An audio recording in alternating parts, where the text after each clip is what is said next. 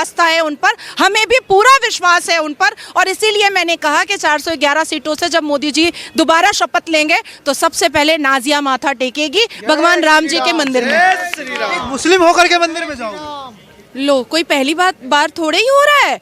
और मुस्लिम होकर के मैं मंदिर क्यों नहीं जा सकती हूँ भाई? क्या मैं आफ्ताब की तरह बोटियां कर रही हूँ? क्या मैं नासिर खान की तरह बलात्कार कर रही हूँ, या अवैसी की तरह भारत के माहौल को भड़काऊ भाषण दे करके खराब कर रही हूँ, या लैंड माफिया खोल करके बैठी हूँ वक्फ बोर्ड की तरह, या हलाल सर्टिफिकेट की तरह जाली धंधा कर रही हूँ, या हलाला के नाम पर प्रोस्टिट्यूशन करवा रही हूँ? मैं तो ऐसा कुछ नहीं कर रही हूँ। मैं तो आस्था और विश्वास की जगह पर आ रही हूँ, एक पाक जगह पर आ रही हूँ, एक पवित्र जगह पर आ रही हूँ। मैंने क्या गलत किया? मैंने कुछ भी गलत नहीं किया। नहीं लगता मैम ऐसे बोलते हुए कहीं फतवा ना जारी हो जाए? फतवा जारी होगा तो भारत में जितने कोर्ट है उसी में चप्पल घिसवा दूंगी। बहुत बढ़िया, जय श्री राम। नहीं, अगर एक मुस्लिम महिला हिंदू के भजन को गा देती है तो उसके लिए फतवा जारी हो जाता है, और आप खुलकर बोल रही हैं। हाँ, मैं तो खुलकर बोलूंगी, एकदम खुलकर बोलूंगी। काहे नहीं बोलूंगी? कौन रोक सकता है मुझे? अवैसी साहब के पास, मदनी साहब के पास, बर्क साहब के पास बहुत बड़ा फ्रीडम ऑफ स्पीच है। आर्टिकल 19, 14, 21, 22, 29 मेरे लिए नहीं है। काहे नहीं होगा मेरे लिए? मेरे लिए नहीं होगा। बहुत बढ़िया। हम भी फ्रीडम ऑफ स्पीच पे बात करेंगे, फ्रीडम ऑफ स्पीच पे बात एकदम। और मैंने तो संविधान पढ़ा हुआ है। अवैसी अगर बैरिस्टर है तो नाजिया कोई जाहिल अनपढ़ तो नहीं है कि वो समझा देंगे भाई मेरा फ्रीडम ऑफ रिलीजन है, मेरा फ्रीडम ऑफ स्पीच है। तो मेरा कहाँ चला गया? मेरा कहाँ चला गया? मैं जाकर के सीरिया में ढूंढूं क्या अपना फ्रीडम ऑफ स्पीच? मैं सीरिया में ढूंढूंगी क्या? बहुत बढ़िया, बहुत बढ़िया। फ्रीडम ऑफ स्पीच की बात कर रहे हैं तो बात भाईचारे की करिए ना। ये तो कहीं ना कहीं बोल रहे हैं कि धर्म के नाम पर, मंदिर मस्जिद के नाम पर बार बार माहौल खराब होता रहा है। चलिए भाईचारे की बात करते हैं। हाँ जी। ज्ञानवापी दे दो बिना लड़े। बहुत बढ़िया।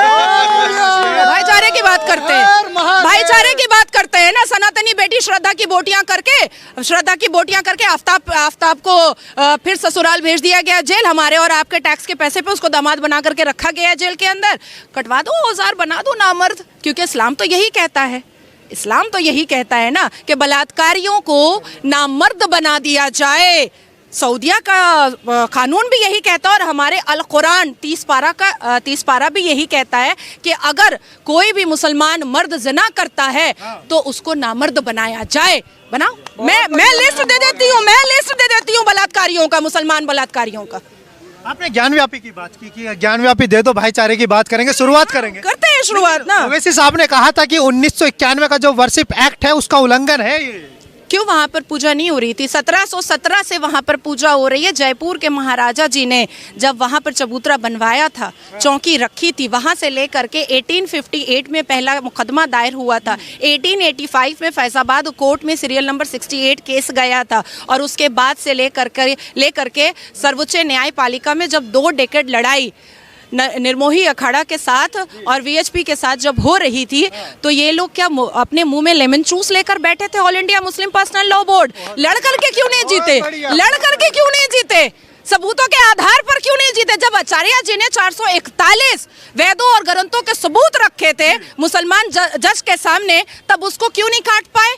अरे भाई, लीगल भी आप जीते हैं, धार्मिक भी आप जीते हैं, और इमोशनली भी आप जीते हैं। तीनों आधार पर आपकी जीत हुई है। तो अब इसमें क्या हम लोग क्या बोल सकते हैं? और अवैसी साहब जो बोल रहे हैं वो अपना टीआरपी बनाने के लिए, माहौल गर्म करने के लिए ये सब बोलते रहता है। खुद बैरिस्टर है, 5 मुसलमान भी बैरिस्टर नहीं बना पाया। लेकिन मैम, एक तरफ जहां राम के नाम पर राजनीति तो दशकों से होती आई, लेकिन अब सीधा आरोप लग रहा है कि बीजेपी जो है एक पॉलिटिकल इवेंट ऑर्गेनाइज कर रही है, ये कोई आस्था वास्ता का प्रोग्राम नहीं है। तो फिर अवैसी भी नमाज बिछा करके नमाज जो है अपने सियासत के फायदे के लिए ही पढ़ता होगा, उसी के लिए पढ़ता होगा। धार्मिक, अगर किसी के धर्म को हम उंगलियां उठाएंगे तो हमारे धर्म पर भी तो उंगलियां उठेंगी ना। आप लोग बहुत शरीफ आदमी लोग हो, सनातनी बहुत टॉलरेंस है, बड़ा बर्दाश्त है आप लोगों के अंदर। सही सुनो, बताया जा। कौन बता रहा है? आमिर खान ने कहा था ना कि इस देश में इंटॉलरेंस बढ़ गया है, डर लगता है अब। यहाँ का नमक खा करके और यहीं के थाली में लुंगी उठा करके हगने वाले को मैं एकदम वैल्यू नहीं देती हूँ। इसलिए लाल सिंह चड्ढा का मैंने लुटिया डुबो दिया था। सारे स्टेट में केस करके, सारे स्टेट में मैंने केस करवाया था कि इसको बैन करो। अच्छा मैम, एक तरफ अभी बहुत पवित्र जगह हम लोग खड़े हैं, प्रभु हनुमान जी का ये स्थान माना जाता है और बहुत प्राचीन है। जब कहा जाता है कि कण कण में राम है, व्यक्ति व्यक्ति में राम है, और राम की कोई अस्तित्व नहीं जान पाया, ना जान पाएगा, क्योंकि वो बिना आकार के होते हैं। आस्था तो यही कहती है।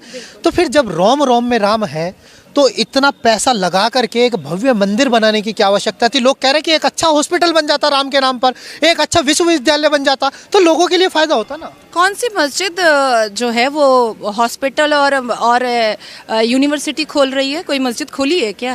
नहीं। तो कहीं से तो शुरुआत करनी पड़ेगी ना। नहीं, सारी मंदिरें सरकार को टैक्स दे रही हैं, सारी मंदिरें यूनिवर्सिटी खोल रही है, कैंसर हॉस्पिटल खोल रही है, गुरुकुल खोल रही है। मंदिरें तो बहुत पार्टिसिपेट कर रही हैं, बहुत, और अपने अपने पैसे से पार्टिसिपेट कर रही हैं। और राहुल बाबा के अब्बा जान ने बनवा दिया क्या मंदिर? अब्बा जान या पापा? अब्बा जान, पापा अरे कश्मीरी पंडित है। नहीं, उनके घर में उनके कौन है कश्मीरी पंडित? राहुल गांधी है? खानदानी मुसलमान है। हाँ, देखिए अंकल जी एकदम सही कहे हैं। 1954 दत्ता तेरे को मानने सुनिए 1949 में अजमेर शरीफ गए थे नेहरू साहब।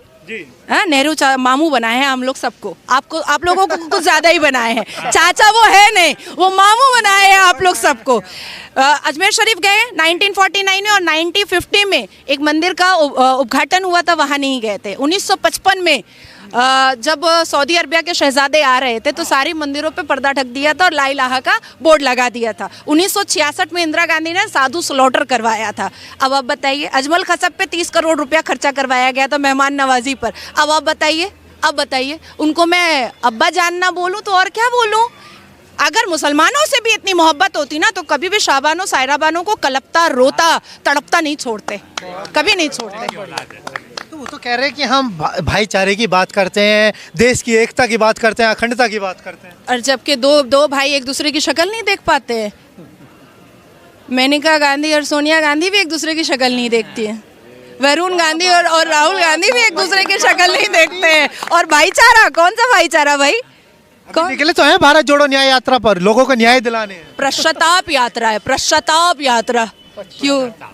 क्योंकि जिनके पूर्वजों ने और बाप दादा ने, अब्बा जान ने सबसे ज्यादा अन्याय किया है, उसी की माफी के लिए यात्रा निकाल रहे हैं। और मैं और एक बात बता देती हूँ, 4000 किलोमीटर चले थे चवन्नी अठन्नी एक्ट्रेस को लेकर के, उसके बाद धीरज शाहू को लेकर के जो गड्डियों का साम्राज्य था, उसके बाद कन्हैया को लेकर के जो हिंदुस्तान तेरे टुकड़े होंगे इंशाल्लाह इंशाल्लाह का नारा लगाता था।